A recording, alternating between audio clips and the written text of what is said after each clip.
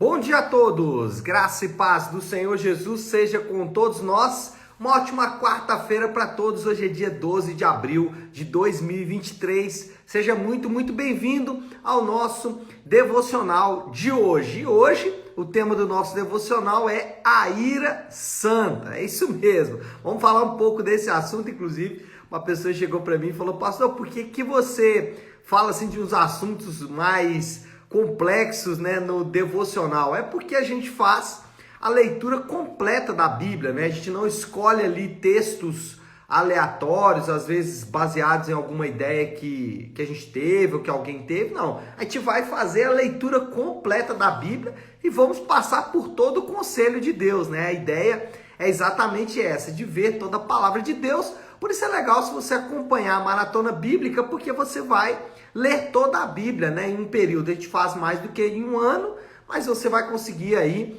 em um período determinado, ler toda a Bíblia. Para quem nunca leu, essa é uma bela oportunidade. Então, falando aqui do devocional de hoje, a ira santa, eu quero ler já de imediato o texto, porque depois a gente vai então conversar aí sobre os assuntos relacionados a ele. Ezequiel, capítulo 9, versículo 9 e 10. Então, Ezequiel 9, 9 e 10. Diz assim: ele me respondeu: a iniquidade da nação de Israel e de Judá é enorme. A terra está cheia de sangue derramado e a cidade cheia de injustiça. Eles dizem: o Senhor abandonou o país, o Senhor não nos vê.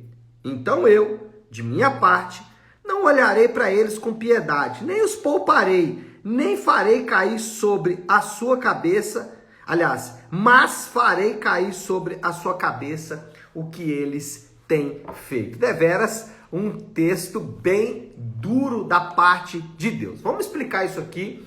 Ezequiel, ele está tendo ali uma visão, ele tem uma visão do templo. Tudo isso que aconteceu aqui é parte desta visão.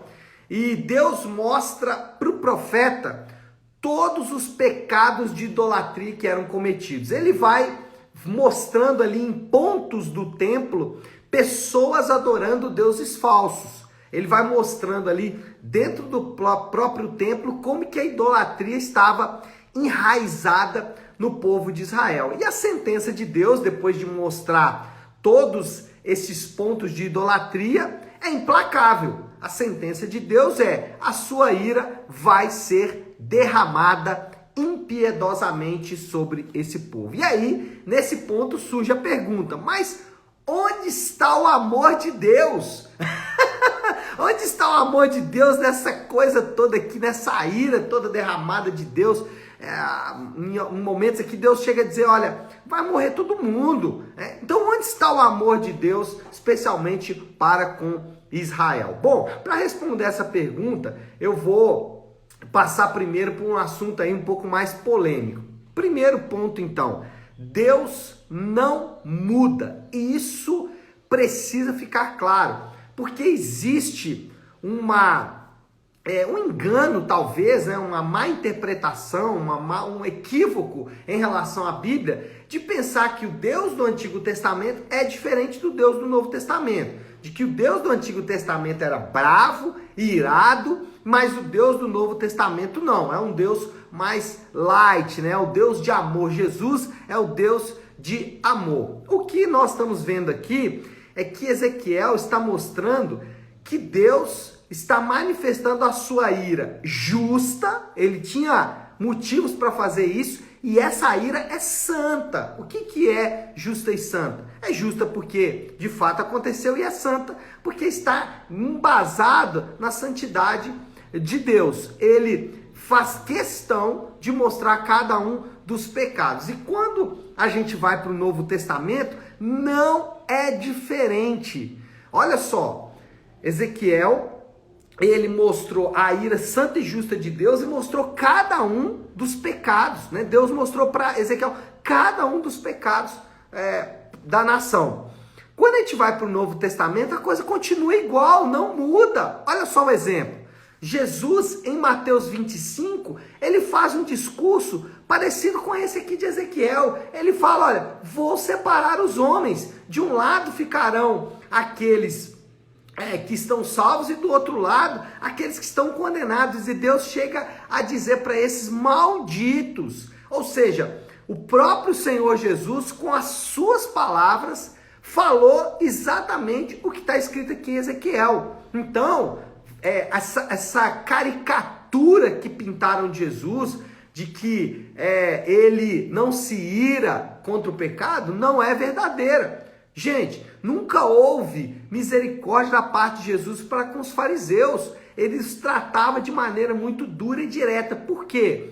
Porque o Senhor, ele justamente e santamente, ele pode se irar. De maneira santa, ele pode se irar. Talvez alguém fale assim, mas e na continuidade do texto, depois dos evangelhos? Romanos, capítulo 1, Paulo alerta os homens em Romanos capítulo 1 sobre a ira de Deus. Apocalipse vai falar sobre isso. Então, precisamos desmistificar essa coisa de que o Deus do Antigo Testamento é diferente do Novo. O que Ezequiel está falando aqui, Jesus falou em Mateus 25, Paulo falou em Romanos 1 e João vai falar em Apocalipse. Essa é a primeira coisa. Segunda coisa é que o amor de Deus, né? Onde está o amor de Deus aqui por Israel nesse texto? O amor de Deus é manifesto na sua correção. Quando Deus corrige, ele está mostrando o amor. Olha só o amor de Deus. Deus enviou Ezequiel, um profeta, ele era enviado por Deus para alertar o povo quanto à sua ira. Então, o amor de Deus está manifesto quando ele levanta Ezequiel para alertar o povo, olha, cuidem-se, preparem-se, porque a ira de Deus vai ser derramada. Então, o amor de Deus é manifesto quando? Quando ele nos disciplina, quando ele nos corrige. E aqui é o ponto legal. Deus, ele vai usar ou você, ou ele vai usar outras pessoas para alertar você. Qual é a ideia aqui? A ideia é que Deus tanto vai usar você para me alertar, como vai me usar para alertar você. Um vai alertar o outro. Mateus 18, o Senhor ensina sobre isso. Ele fala assim, tem alguma coisa com o teu irmão? Vai até ele. Se vê o teu irmão em pecado, vai até ele. Ou seja, a ideia é que Deus criou uma estrutura de correção. E isso mostra o amor de Deus. Agora, veja bem, como nós devemos fazer isso e como nós devemos receber essa correção. Então, se alguém for te corrigir ou se você for corrigir alguém, existem algumas atitudes que devemos observar. Primeiro, faça isso com amor e graça, mesmo que não receba. Mesmo que você não receba a correção com amor e graça, mesmo que a pessoa que for te corrigir não derrame amor e graça sobre você, receba com amor e graça. E mesmo que a pessoa que você vai corrigir não receba a sua correção com amor e graça, continue fazendo isso. Amor e graça são fundamentais na hora de corrigir. O que é graça? O que é amor? É sempre se lembrar de que você não é diferente, tanto daquele que está te corrigindo, como daquele que você vai corrigir. Então, sempre lembre-se da graça de Deus. É a graça de Deus que nos salva. Ninguém é melhor do que ninguém. Então, se alguém vai te corrigir, não pense que ele é melhor do que você, ou que tem que ser melhor. Existe aquela máxima entre o povo, né?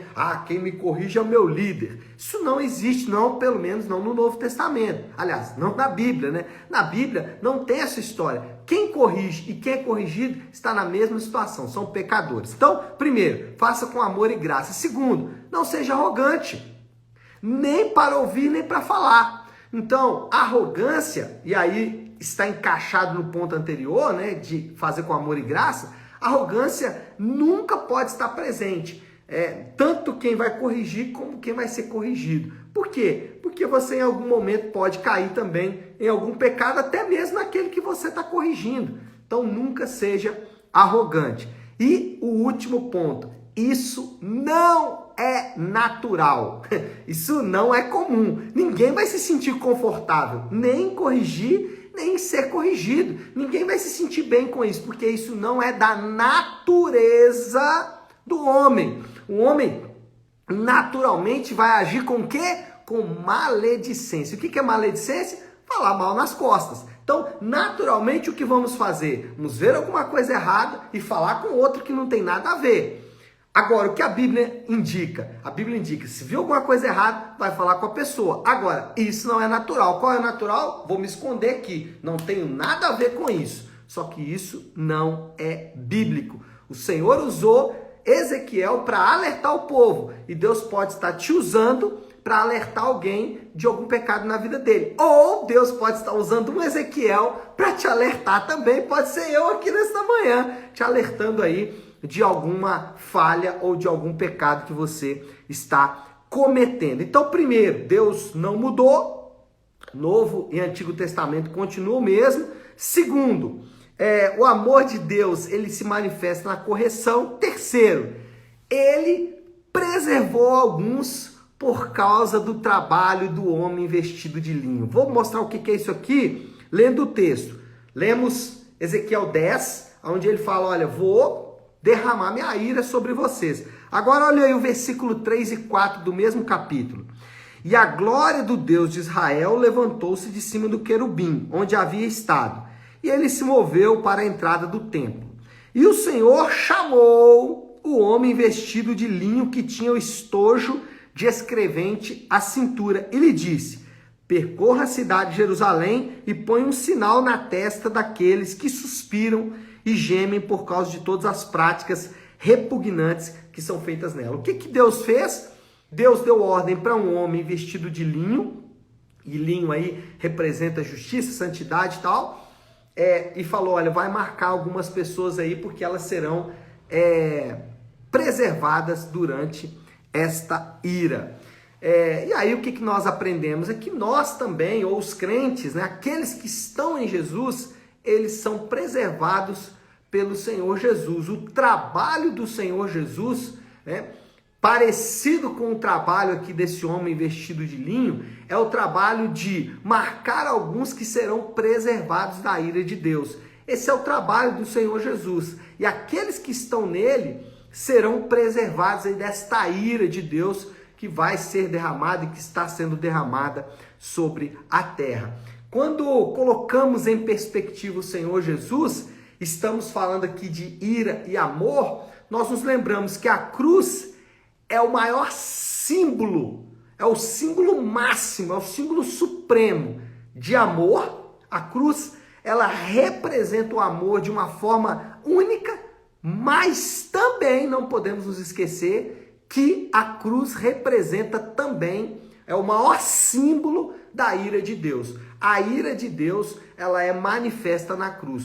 O amor de Deus e a ira de Deus juntos na cruz ao mesmo tempo. Então, aqui em Ezequiel, alguns foram preservados pelo trabalho do homem vestido de linho, né? Que é o que o texto, como o texto designa esse ser. Isso nos lembra que nós também somos preservados, aqueles que estão em Jesus são preservados por aquilo que Jesus fez na cruz, tanto seu amor como a ira de Deus derramada sobre ele ali naquele lugar. Bom, vamos caminhar aí para o fim, já finalizando nosso devocional. Moral da história: a visão do profeta ressalta a realidade e a retidão das obras de Deus. O profeta ressalta que Deus sempre age com retidão e com justiça. O amor de Deus se revela em sua disciplina aos que pecaram. Quando que a gente vê o amor de Deus aqui? Exatamente na sua disciplina, e nós não podemos esquecer disso, porque Deus vai usar o amor dele quando ele nos disciplinar também. Tanto quando nós somos disciplinados, como nós temos que disciplinar. Agora note, Deus usou Ezequiel, então Deus vai usar pessoas para disciplinar você e vai te usar para disciplinar pessoas também. E aí, qual é o desafio do Léo, né? A aplicação final aqui, para a gente já orar por tudo isso que vimos aqui nesta manhã. Bom, o desafio é simples: permita que o Senhor te corrija, permita que o Senhor te discipline usando irmãos. Deixa Deus usar. Não deixa Deus te usar. Deixa Deus usar os irmãos para disciplinar você. Isso é tão bom, é tão gostoso, é tão saudável. Isso é parte do discipulado, parte da comunhão da igreja de Cristo, é quando uns disciplinam os outros. Tá certo, meu povo? É hora de orar, não é isso? Vamos fazer? Então, se você puder, pare aí um instante o que está fazendo e vamos juntos buscar a Deus em oração. Querido Deus, Pai de amor e graça, Senhor, é diante do Senhor que nos colocamos nesta manhã. O Deus que se revela na palavra como um Deus de amor, de justiça, de santidade, um Deus que justamente se ira contra o pecado. E nós reconhecemos, Pai, que por vezes fomos alvos da ira do Senhor, mas o trabalho de Jesus na cruz nos livrou desta ira e por isso nós te louvamos e te agradecemos por isso. De nossa parte, Pai, ajuda-nos, assim como o Senhor usou Ezequiel, ajuda-nos quando o Senhor usar alguém para nos disciplinar, ou quando o Senhor quiser usar a nossa vida para disciplinar alguém. Que o Senhor nos dê graça, porque essa não é uma tarefa natural. Não fazemos isso naturalmente. Naturalmente não é algo que nos agrada, mas ainda assim o Senhor nos dá essa graça. Nós oramos assim, em nome de Jesus. Amém. Amém, pessoal? Bom, então é isso. Nós vamos ficando por aqui. Que Deus te abençoe. Uma ótima, uma excelente quarta-feira para todos. Fiquem com Deus.